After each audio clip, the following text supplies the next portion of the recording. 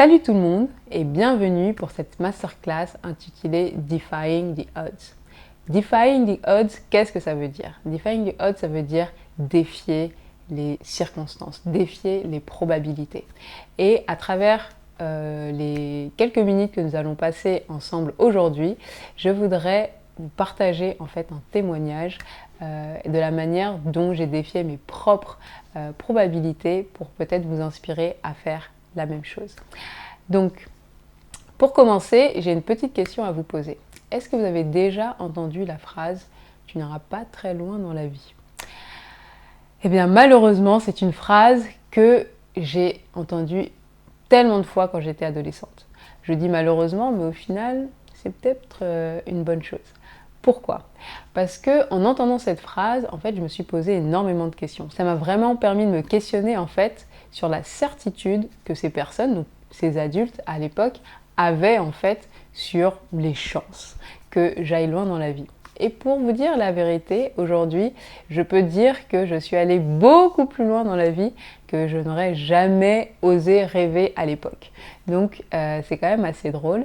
Et c'est cette histoire que j'ai envie de vous raconter, comment justement j'ai pu construire une vie que j'aime sincèrement et que je trouve riche et super enthousiasmante alors que j'ai moins de 30 ans pour que j'espère je puisse vous inspirer à faire la même chose pour votre propre vie. Donc, j'ai décidé de créer ce programme Defying the Odds parce que en fait depuis un certain nombre d'années, je rencontre souvent des personnes jeunes ou moins jeunes qui me questionnent sur mon parcours et qui me demandent en fait comment est-ce que j'ai pu réaliser ce que j'ai réalisé à mon âge. Et c'est vrai qu'à chaque fois, j'ai toujours une réponse un peu du style un peu de travail ici, un peu de chance là, et tada. Mais en fait, non, ce n'est pas aussi simple. Bien sûr, en fait, il y a un certain nombre de techniques et de principes que j'ai appliqués tout au long de mon parcours de vie jusqu'à aujourd'hui qui ont été extrêmement bénéfiques et qui m'ont permis en fait de être là où je suis aujourd'hui. Et c'est vrai que ces principes, je les ai pour la plupart appliqués de façon assez intuitive. Il y en a d'autres que j'ai appris à travers justement des modules de ce type. Donc c'est pour ça que je suis vraiment très excitée et honorée en fait de pouvoir être de l'autre côté de la caméra parce que je suis sûre qu'il y a des gens à qui je vais m'adresser aujourd'hui qui, pour plein de raisons, n'auront pas accès aux ressources auxquelles j'ai pu accès et qui m'ont vraiment permis de me développer en fait sur différents points d'un point de vue personnel, professionnel mais aussi spirituel. On en reparlera un peu plus tard. Et donc l'objet de cette masterclass, c'est vraiment de vous présenter ce programme, mais également de vous donner voilà, quelques éléments qui vont vous permettre voilà, dès aujourd'hui, juste avec ce que vous allez entendre, déjà de peut-être repenser un peu votre approche de la vie, oui, j'ai cette prétention-là, de vous pousser à vous poser les bonnes questions. En effet, vous remarquerez tout au long de cette masterclass, mais aussi durant tout le programme, je vais surtout vous poser des questions. Il y a une chose à laquelle je crois particulièrement, c'est que à partir du moment où on se pose les bonnes questions, on finit toujours par trouver la bonne réponse. Vous avez des personnes qui sont pleines de certitudes, mais elles ne savent pas toujours réellement d'où viennent ces certitudes. C'est vrai que on est tous conditionnés par notre environnement et à travers ce conditionnement, qu'il soit bienveillant ou un peu plus orienté, le conditionnement par notre environnement va imprimer un certain nombre de certitudes dans notre esprit, conscient ou inconscient, et que l'on va garder avec nous tout au long de notre vie. Et souvent, en fait, on ne va pas le remettre en question, on ne va pas le questionner. Donc à travers ce programme, en fait, l'objectif, c'est d'abord d'identifier les bonnes questions à se poser pour ensuite trouver les bonnes réponses. Vous avez déjà entendu l'expression qui dit « qui cherche, trouve ». Et bien pour trouver, il faut commencer par chercher. La raison pour laquelle j'ai souhaité créer ce programme, c'est justement pour vous aider à chercher et à trouver plus rapidement. Puisque moi, j'ai toujours été une personne très curieuse, déjà depuis la maternelle, lorsque mes professeurs se rappellent de moi, ils se souviennent toujours de moi comme celle qui posait trop de questions. Et c'est quelque chose qui a vraiment, je pense, fait la différence dans ma vie. Mais comme tout le monde, bien sûr, on a tous besoin d'un temps d'apprentissage qui nous est propre, mais il y a bien sûr certaines erreurs en fait qu'on peut éviter en apprenant de l'expérience des autres. Et aujourd'hui, j'ai vraiment cette chance et cet honneur en fait à travers mon parcours de vie, ce que j'ai pu mettre en place, notamment pour ceux qui me suivent un peu. Je suis présidente et fondatrice de l'organisation panafricaine Energy Generation, qui a pour objectif de former des jeunes à l'entrepreneuriat sur le secteur de l'énergie, de la santé et de l'agriculture en Afrique. Mais au-delà de ça, je suis surtout une passionnée de développement personnel, puisque je trouve que c'est vraiment quelque chose de fantastique de voir comment est-ce qu'on peut changer sa vie simplement en changeant son état d'esprit. Et donc à travers cette masterclass et à travers ce programme, j'aimerais vraiment vous accompagner dans cet univers qui me passionne et qu'on partage un moment sympathique ensemble. Donc au cours du programme Defying the Odds, ce que je voudrais faire, c'est vraiment vous partager ma recette secrète, donc qui m'a permis à moi personnellement de passer d'un point où j'avais l'impression que justement toutes les circonstances aller à l'encontre du scénario où je pouvais réussir à aujourd'hui être justement, comme je le disais, à l'origine d'une organisation dont je suis particulièrement fière. Donc cette recette, elle a 5 ingrédients très simples. Le premier ingrédient, c'est l'authenticité. Donc on verra comment l'authenticité est à la base de tout succès.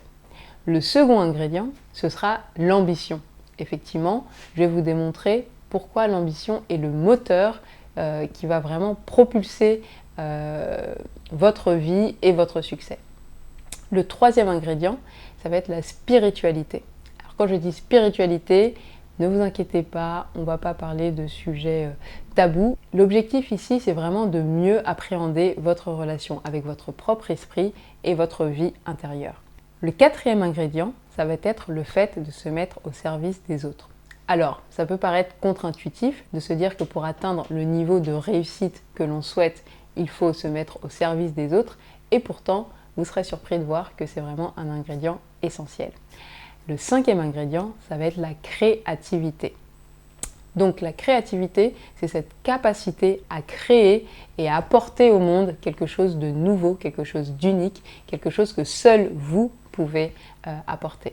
Ce sont donc ces 5 principaux ingrédients que nous allons découvrir au cours de cette masterclass et avec lesquels nous allons nous amuser tout au long du programme pour non seulement apprendre à les connaître individuellement et surtout voir ce qu'il est possible d'accomplir lorsqu'on les combine tous ensemble. Donc tout d'abord, nous allons commencer avec l'authenticité. Pourquoi? Parce que c'est la base, tout simplement.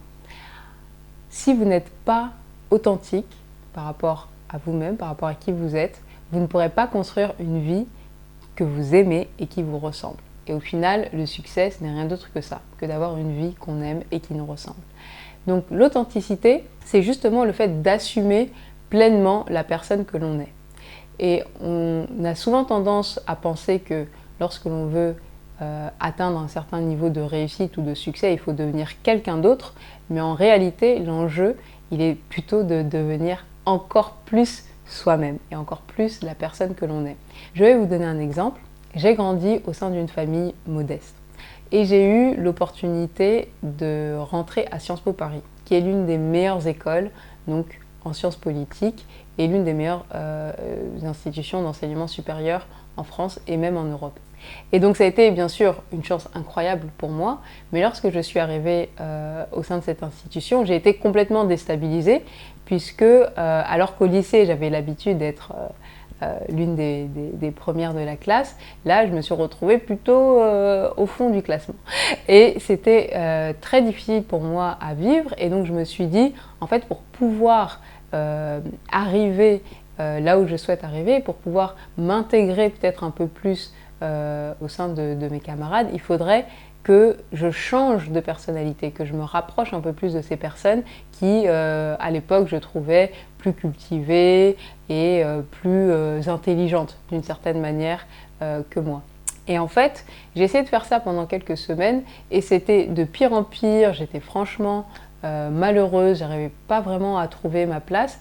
Et le pire dans cette affaire, c'est que même les personnes auprès desquelles j'essayais de m'intégrer et avec lesquelles j'essayais de connecter, en fait, elles n'arrivaient pas à justement créer cette relation avec moi puisqu'elles ne me trouvaient pas authentique, elles ne me trouvaient pas sincère dans la manière dont je me comportais.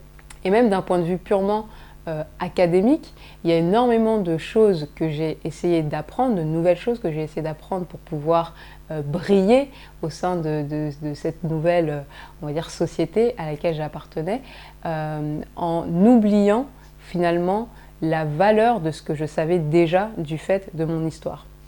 Donc typiquement, quand j'ai eu ce déclic, en fait, qui a plutôt été une sorte de lassitude, c'est-à-dire qu'à un moment j'en avais vraiment marre d'essayer d'être une personne que je n'étais pas, donc je me suis dit, bon, bah, tant qu'à faire, autant être vraiment moi-même.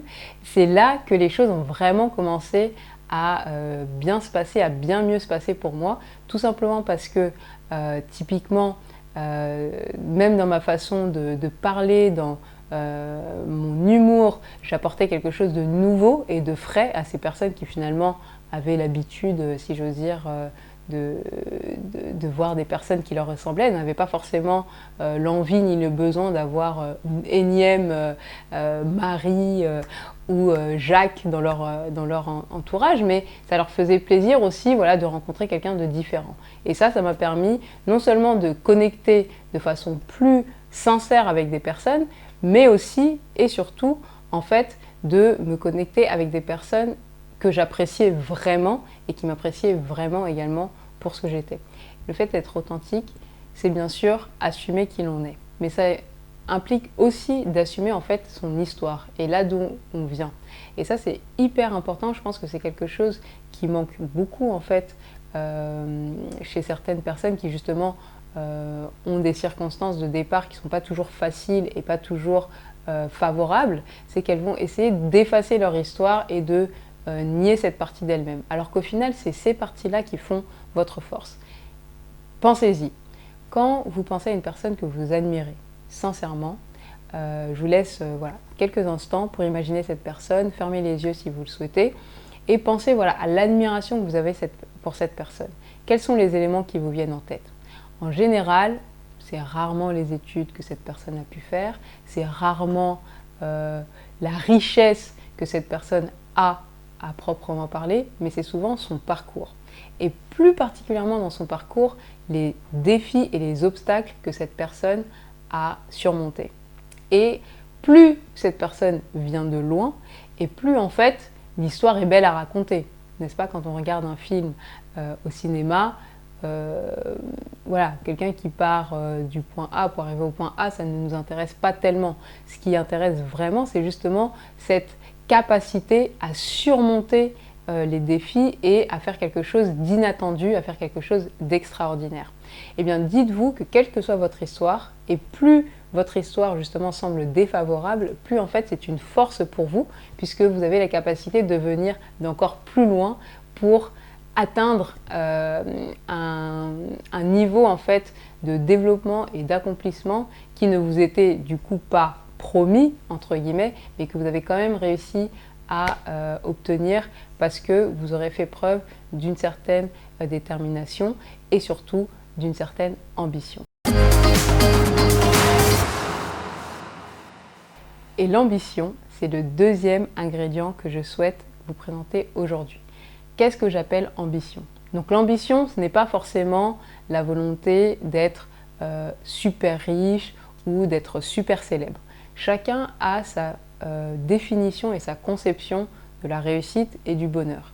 Donc c'est pour ça que l'ambition vient juste après l'authenticité, puisque une fois que vous aurez compris qui vous êtes vraiment, qu'est-ce qui vous caractérise dans le monde, qu'est-ce qui fait que vous êtes unique, vous pourrez comprendre plus précisément quelle est votre définition du bonheur et quelle est votre définition de la réussite pour vous-même et non pas pour les autres.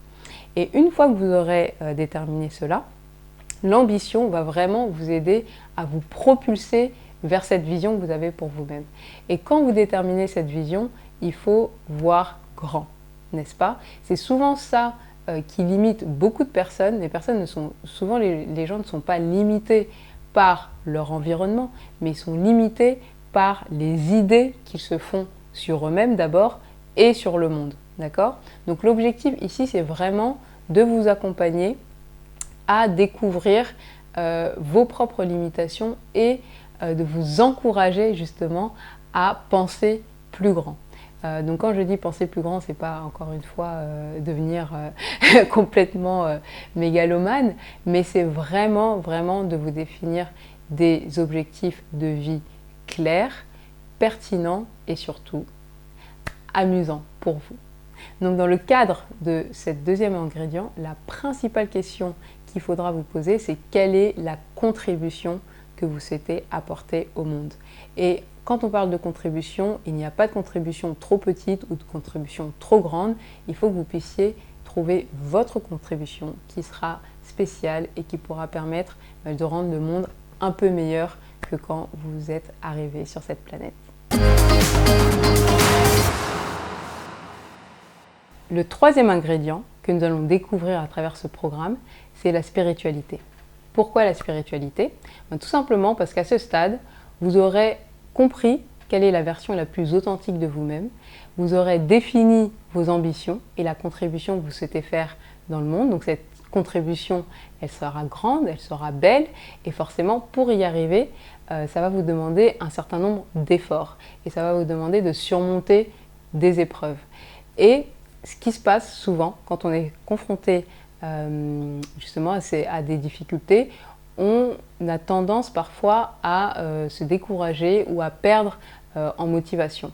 Et en fait, le fait d'avoir une vie spirituelle de qualité, donc quand je dis vie spirituelle, c'est vraiment cette idée d'avoir une relation saine à son esprit, donc à cette voix quelque part qu'on entend dans notre tête, afin de pouvoir garder une attitude qui sera toujours positive et surtout constructive face aux épreuves de la vie. Donc pour développer sa spiritualité, il y a plusieurs manières de le faire. Certaines personnes vont plutôt se diriger vers des religions, d'autres vont se tourner vers des pratiques peut-être un peu plus ésotériques, et d'autres vont choisir des pratiques très simples telles que la méditation. Pour ma part, je suis vraiment fan de la méditation. C'est quelque chose qui a littéralement changé ma vie à partir du moment où j'ai commencé à méditer de façon régulière. J'ai remarqué que mon esprit, d'une manière générale, était mieux organisé, plus clair. J'arrivais à prendre des décisions plus rapidement et souvent des décisions qui étaient beaucoup plus bénéfiques pour moi, mes projets et toutes les personnes qui font partie de mon entourage. Donc l'objectif ici, c'est vraiment de pouvoir vous accompagner et vous aider à trouver la modalité de spiritualité qui vous conviendra le mieux, mais quoi qu'il advienne, en gardant à l'esprit que la spiritualité, c'est essentiel pour avoir le bon état d'esprit face aux difficultés que vous rencontrerez dans votre quête justement pour réaliser vos ambitions. La spiritualité, ça implique pour moi 3 choses essentielles. Ça implique le fait d'être en paix avec soi-même et avec les autres, et pour cela, nous allons explorer la notion de pardon. Le fait de se pardonner soi-même et de pardonner certains incidents que la vie a pu créer sur notre parcours. Le deuxième pilier important de la spiritualité, je pense, c'est en fait tout simplement l'amour et la bienveillance. Donc l'amour qu'on a envers les autres, envers ses proches, mais aussi l'amour que l'on a envers soi-même.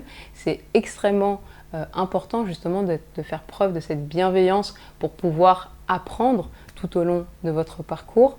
Et enfin, le dernier pilier de la spiritualité, ça va être la gratitude.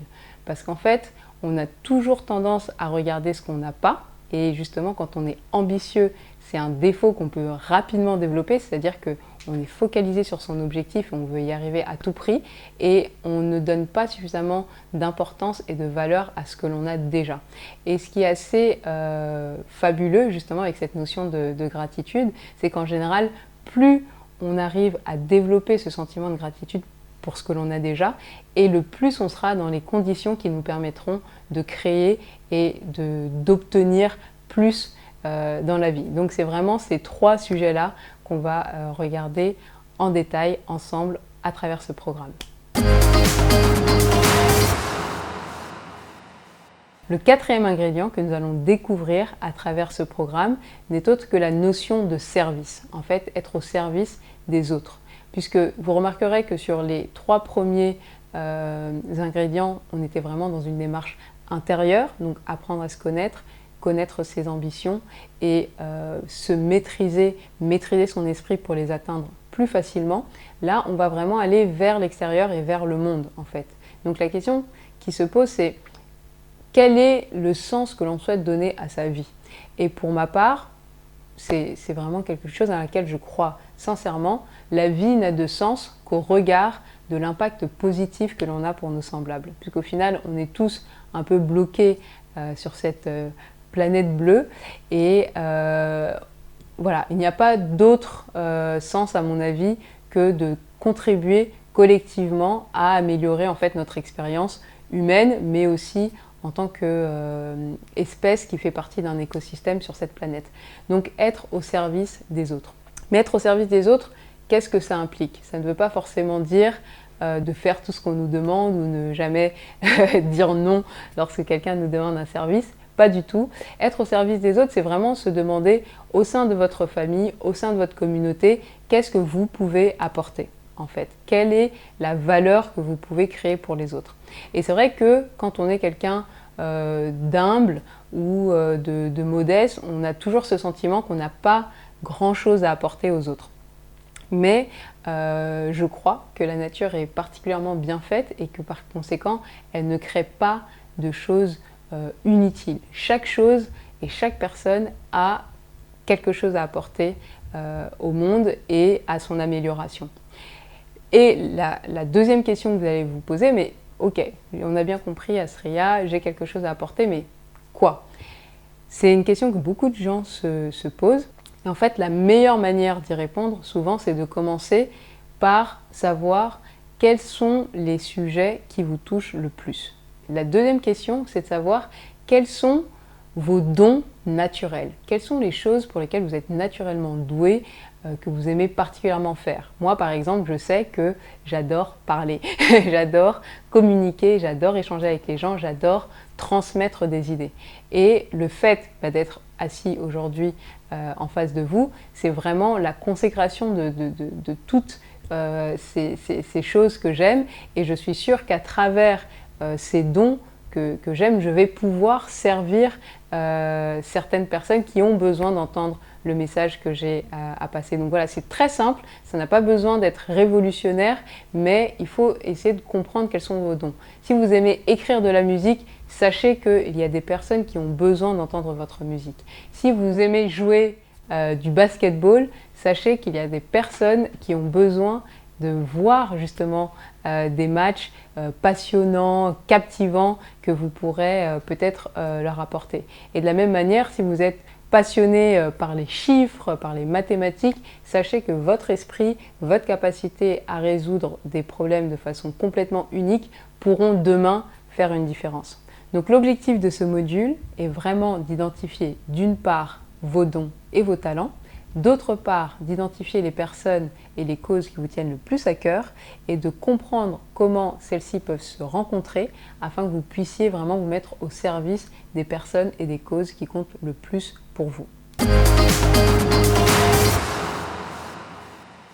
Et enfin, le cinquième ingrédient que nous allons aborder au cours de ce programme n'est autre que la créativité. La créativité, à mon sens, est la plus belle chose qui existe au monde puisque c'est le fait justement de ramener quelque chose de nouveau, de créer quelque chose de nouveau, d'écrire sur une page blanche. Et ça, c'est magnifique et c'est quelque chose qui est à la portée de chacun d'entre nous. À cette étape du programme, vous aurez compris à quel point le fait d'être au service des autres est une étape essentielle dans la route vers le succès. Mais être au service des autres, qu'est-ce que ça veut dire vraiment? Il y a 1000 façons d'être au service des autres et vous avez la possibilité de créer la vôtre. Et c'est là l'une des plus belles expressions de créativité à mon sens. Et donc, L'une des manières assez drôles de stimuler son imagination et sa créativité, justement pour réfléchir de façon un peu globale à tout ce qu'on aura vu à travers ce programme, c'est vraiment de vous demander si vous deviez mourir demain. Alors bien sûr, je ne vous le souhaite pas.